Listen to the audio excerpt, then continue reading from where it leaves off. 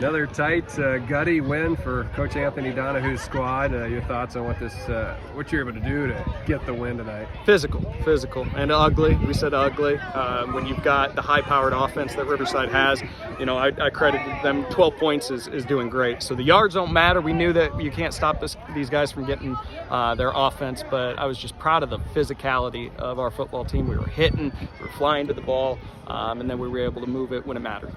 How comfortable were you guys with a 2-touchdown lead at halftime? I don't think you can be comfortable against this quarterback and those receivers. I mean, they can literally score on one or two plays, and we knew that. And again, credit to the defense. They just kept hanging, gave up those yards, and then that fourth down stop at the end, just very proud.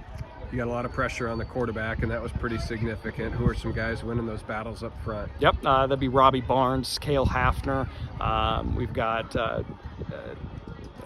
Bradley Grant's up there, Hunter Krill was in there, and then we've got a whole bunch of guys up there brain farting right now. Dylan Inman, he was the other one that was getting after it.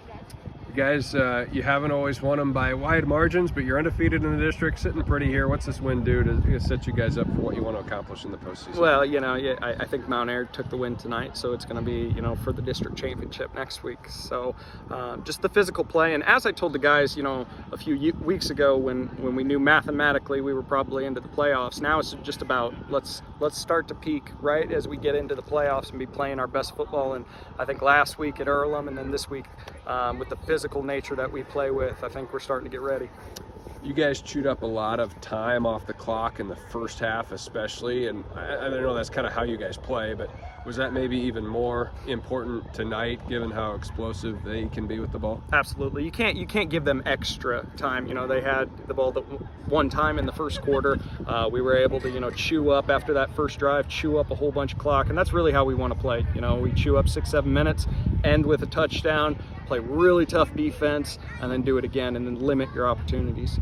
What was your main message to the team afterwards? It was physical, it was ugly, but you came away with a win, and you gave up 12 total points, which I think is a testament to the defense. And then it took all three phases of the game. The special teams down at the end, I was so proud of. Owen Wilkinson with a great snap, and then getting down there and pinning them, forcing them to have to drive that 50 yards at the end was tough. You guys got a stop down at the goal line with a few minutes left, and then you still had to get another stop there in the final seconds. What does that say about kind of your resolve to just keep battling when they had multiple chances? Resilient, and that's this group the entire year in any game, and it just doesn't seem like these guys get bothered by much. So in those moments, they're calm and they're excited, and the smiles and the happiness is just, I can't ever take that for granted. They're having fun out here playing great football. I'd kind of half joked about this, but I mean, I don't know. You'd never lost an opener until this year. And now you can't lose, so it may be okay. Yeah, we talked about that maybe being the best thing, and not even jokingly, it probably was. Central Decatur really just took it to us, and we kind of were licking our wounds, went back to film and saw so many things that we could just do better. And our offensive and defensive line took that to heart, and they really took it personal. And then they've come out every single week and tried to reestablish that they want to be the focal point. So we're playing great football. Well, with the 4 or 5 really good teams there are in this district, there's not much chance to peek ahead. But what kind of knowledge do you have about Mount Air? They're balanced. Jackson Frost is just a physical freak. I was talking with Coach Frayne before the game, and he said he was watching him in pregame and had to stop because you psych yourself out watching a kid that good. And it's the same with a lot of our athletes in here. Austin Krumkowski throws one of the best balls I've seen.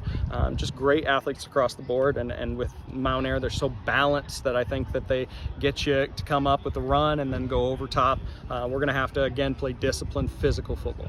I don't want to go without mentioning Brendan Knapp. It's almost like you take it for granted that he's going to carry the load and he's going to get those tough yards, but he helped you out immensely again on offense. At 5'6" and 140 pounds sopping wet, that kid is one of the toughest kids I've ever met. And half the time, he knows what he wants to call. He's audible and he's making just great calls out there, and he's a leader. And then bigger than that, he's calm. He's always calm. And we knew at the end, we're going to get a stop, coach. We got this. It's somebody that everybody rallies around as a coach. You just, like you said, you kind of take it for granted that you have such a great leader out there, but we always know where Brendan is. I know it's a whole different set of circumstances than last year, but if I remember right, you guys had kind of a frustrating experience on this field a year ago. Was that on the minds? Does that make this one maybe tonight feel even a little sweeter? Yeah, 3 years in a row, actually. You know, it's 100. We've been outscored. I think somebody posted 102-0 the last 3 years.